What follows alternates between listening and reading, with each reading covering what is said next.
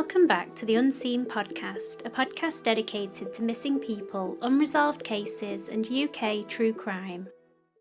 Today we're going to be delving into the case of Carmel Gamble in Gloucestershire in 1989. Her murder was mysterious and took place while she was alone in her holiday cottage. The motive for the murder was and still remains unknown, and her murder is at present still unsolved. This episode contains descriptions that some listeners may find distressing, including some descriptions of an eating disorder, so listener discretion is advised. On the morning of the 12th of November 1989, smoke was seen billowing from a cottage in Rodborough, an area in the town of Stroud in Gloucestershire.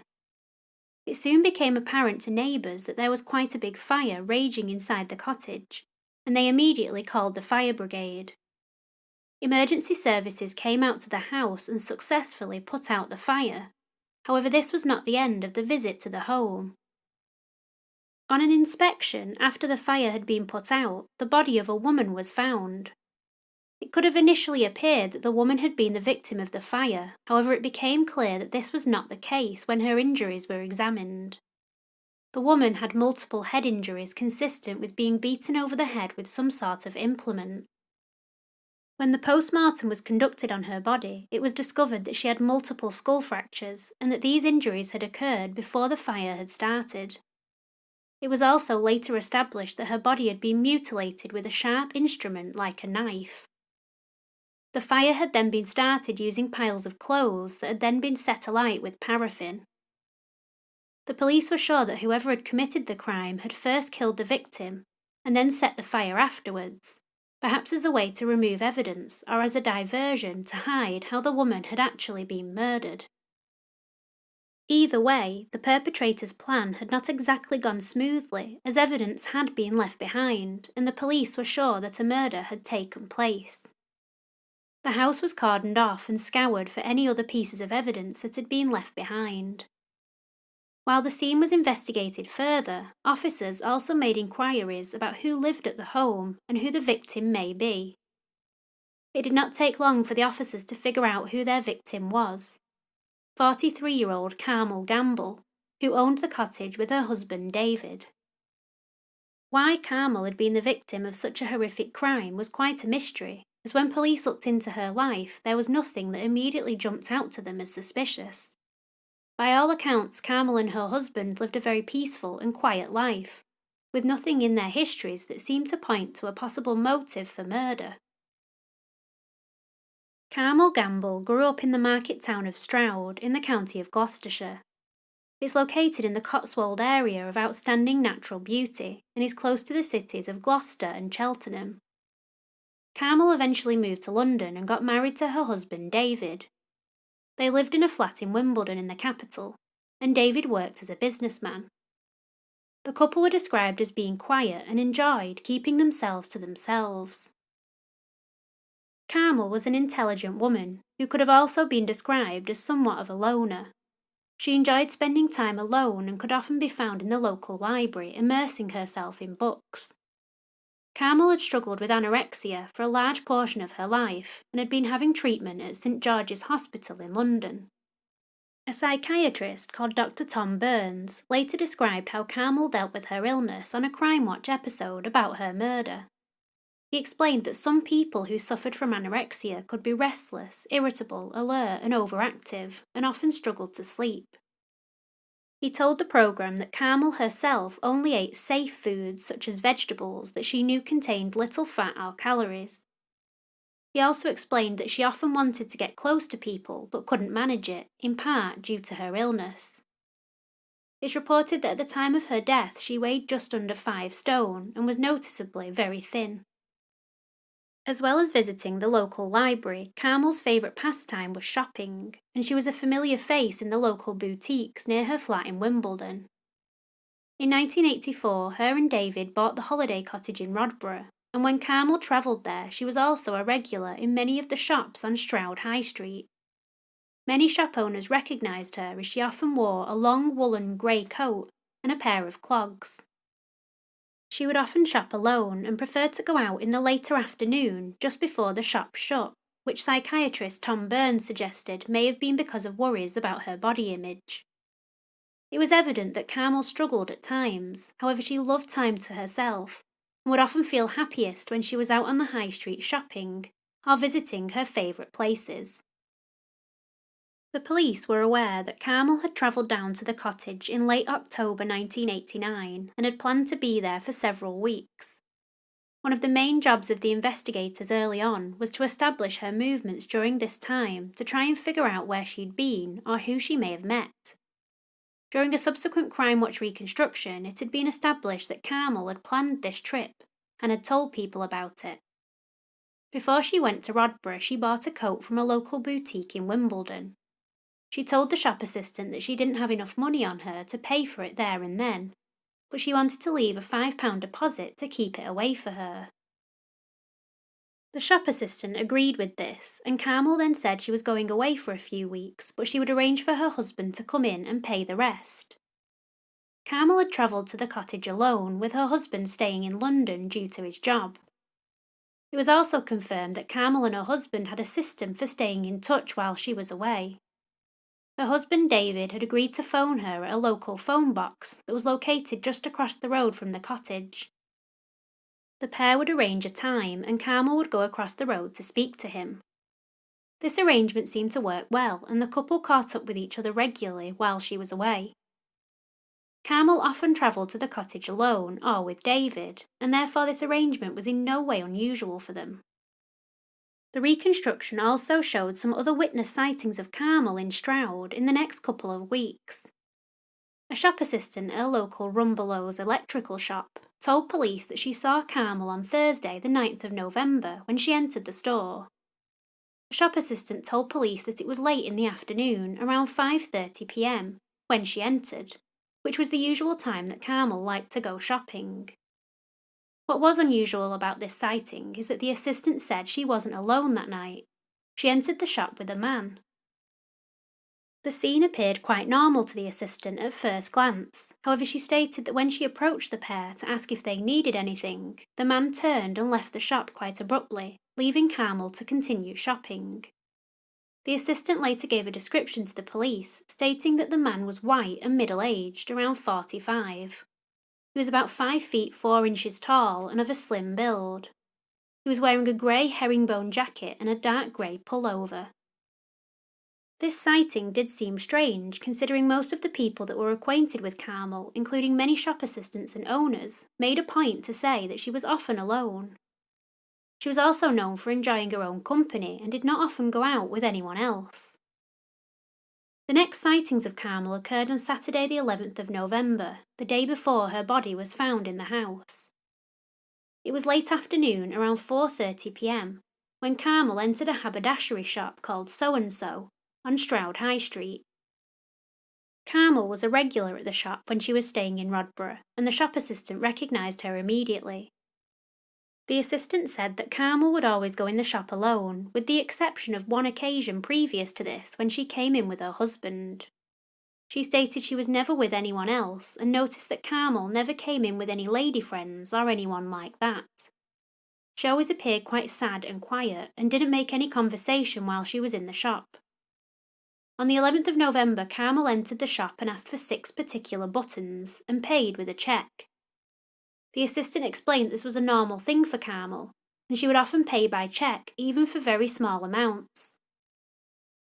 She purchased the buttons and then left soon afterwards. Carmel was then seen around half an hour later in another store on the high street, this time a Boots. It was around 5 p.m. at this point, and the stores were getting ready to close for the evening. The manageress remembers Carmel being in the shop around this time because she had to wait for her to finish shopping and make her purchases before she could cash up to go home. The police were able to establish that the manageress of the Boots store was the last person to see her alive before her murder. It was unclear how Carmel got back to the cottage, and it's possible that she may have got a taxi back. However, police believed it was more likely that she walked the mile back instead. Carmel often walked into and back from town, and doing this journey by herself was not out of the ordinary. They were, however, unable to establish if this was what she did that day. Carmel was not seen that evening or the next morning by any of the neighbours. However, there was a notable sighting that was of interest to police.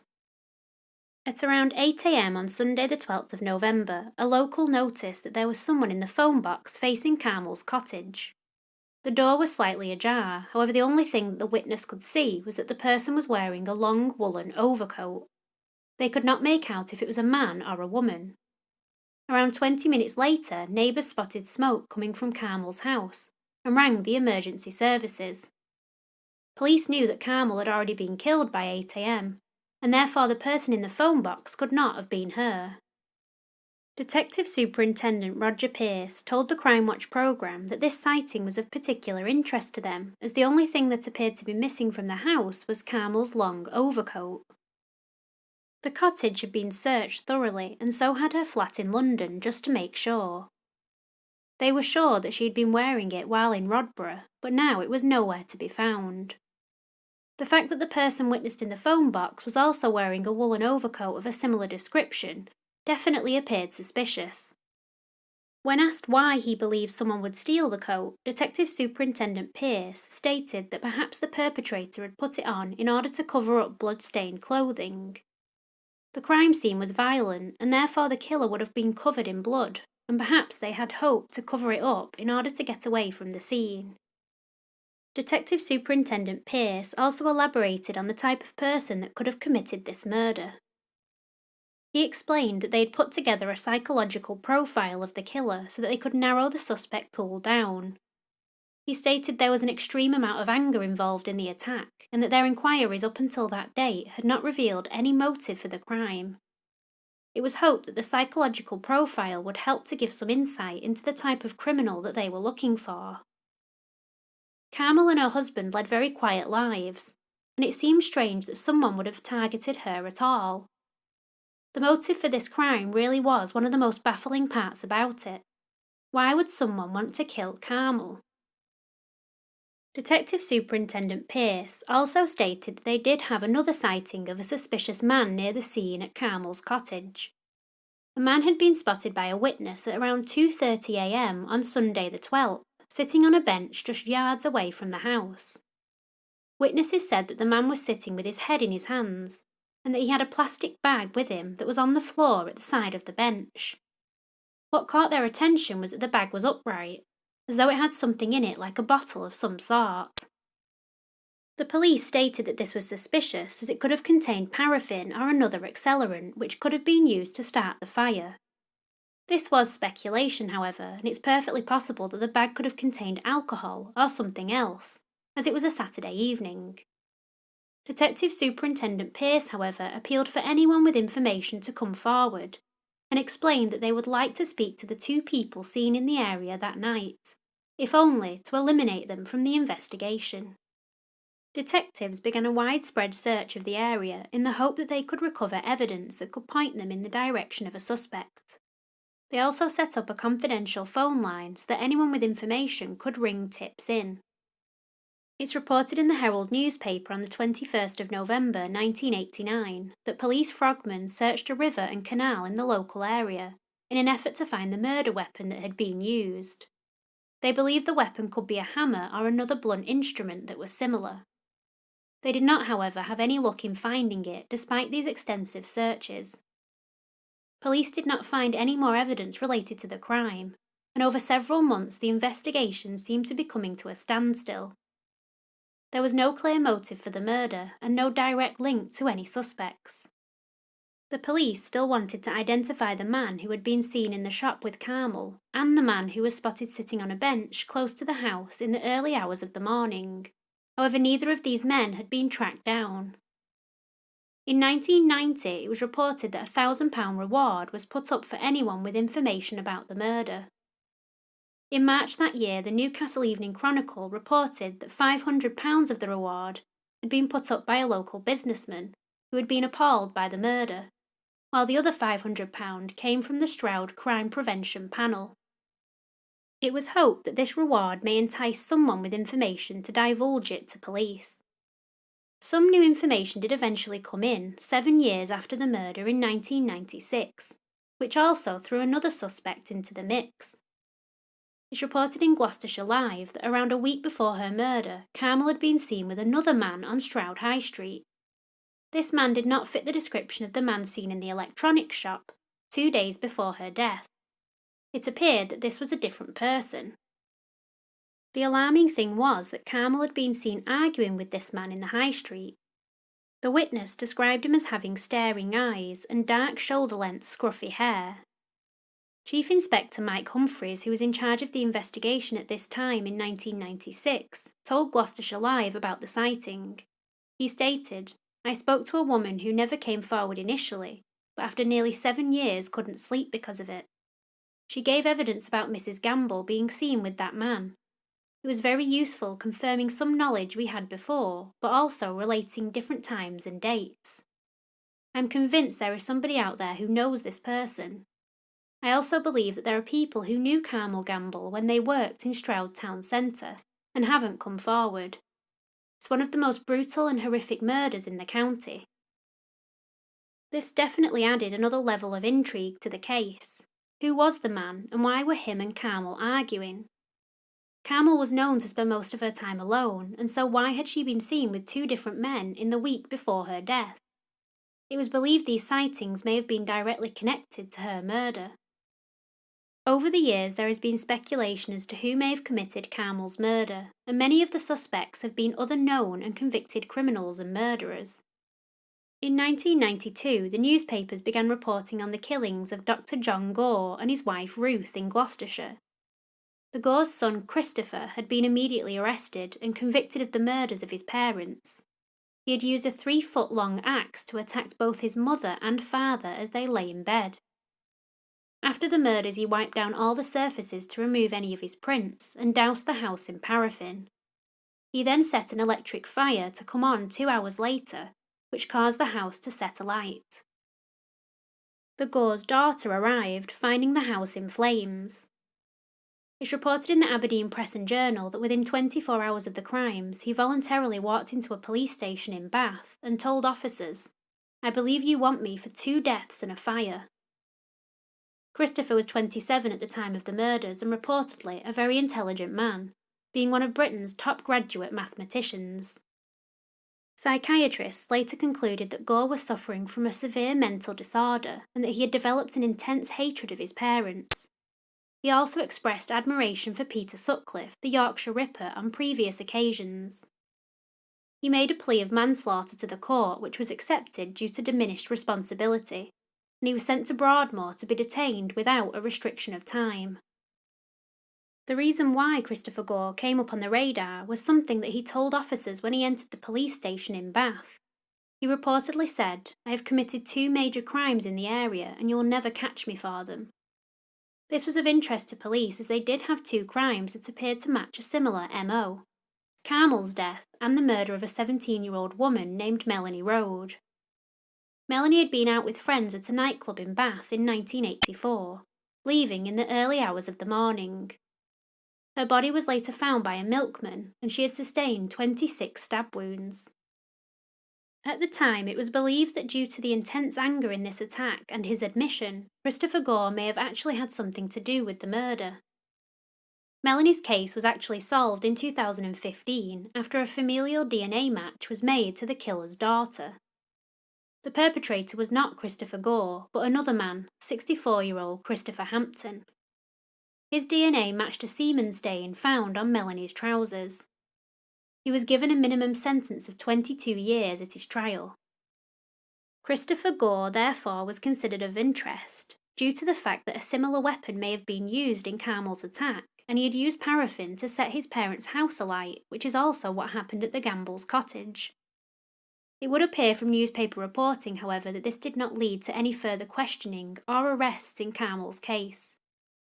It's reported that other men who had been convicted for crimes were also looked into in relation to the case, however their names have never been reported in the media. In 2004, it was reported in the Birmingham Sunday Mercury newspaper that the National Crime Faculty had begun geographical profiles of several known serial killers in the UK, in order to locate any further murders and look into cold cases. One of the murders that was believed to be being looked into was Carmel's. This had reportedly come about after police launched a new investigation into the serial killer Philip Smith. He had been convicted in 2001 for the murders of 3 Birmingham women. However, police believed he may have been involved in as many as 20 other murders around the country, as he toured with the funfair that he worked on. It was not believed that Carmel's murder was related to Philip Smith, as his crimes happened later on. However, it was hoped that the National Crime Faculty may be able to shed some light on whether her case could be connected in any way to any other known serial killers. This indicated that police believed that her murder may have been committed by someone who had killed before, and this may have been due to the ferocity of the murder and the attempt to cover it up.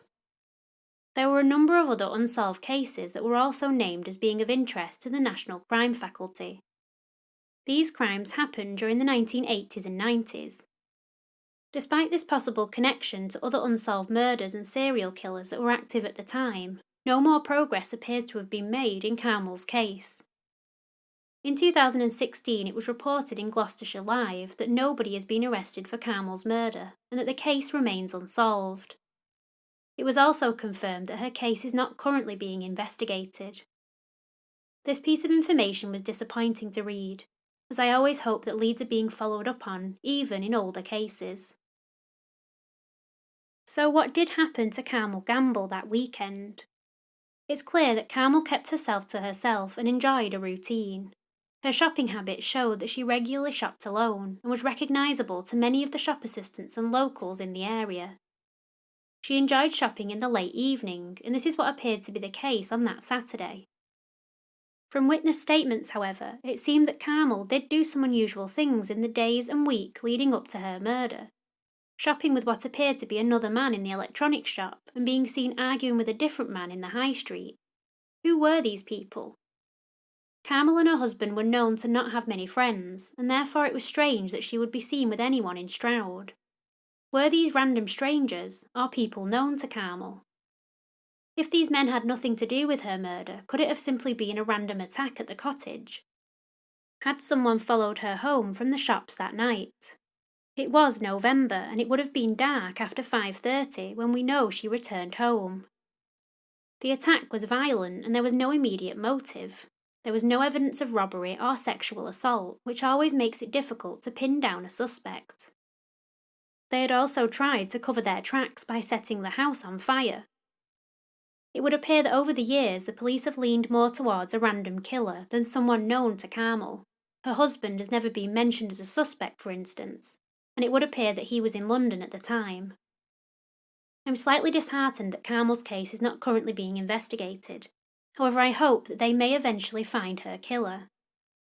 Police did commit to creating a psychological profile, which may help to narrow down suspects.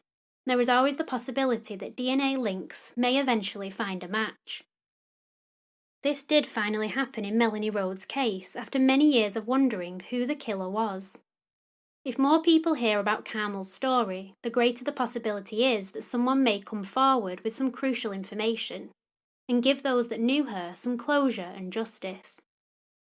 If you know anything about the murder of Carmel Gamble, please contact Gloucestershire Police on 101. Thank you for listening to today's episode, and thank you as always to my patrons. If you want to support the podcast on there, you can gain access to bonus episodes, early ad-free releases, and stickers and shoutouts. The link's in the show notes. Thanks to all the people who have been reviewing us recently, I really appreciate it. Thank you to Tara and another reviewer who has a number of symbols for your screen name. I did post your review on social media, so if that's you and you would like a shout out, let me know and I will give a shout out using a name you choose. I don't want to miss anyone out. Please follow us on Facebook, Twitter, Instagram, and subscribe to our YouTube channel where I upload the audio from the episodes. Any exposure helps get unsolved cases out there. I'm always open to case suggestions, so if you have any you want to hear on the podcast, contact me on social media or at my email address, theunseenpod@gmail.com. As always, thanks for listening. I'm Caprice, and this has been Unseen.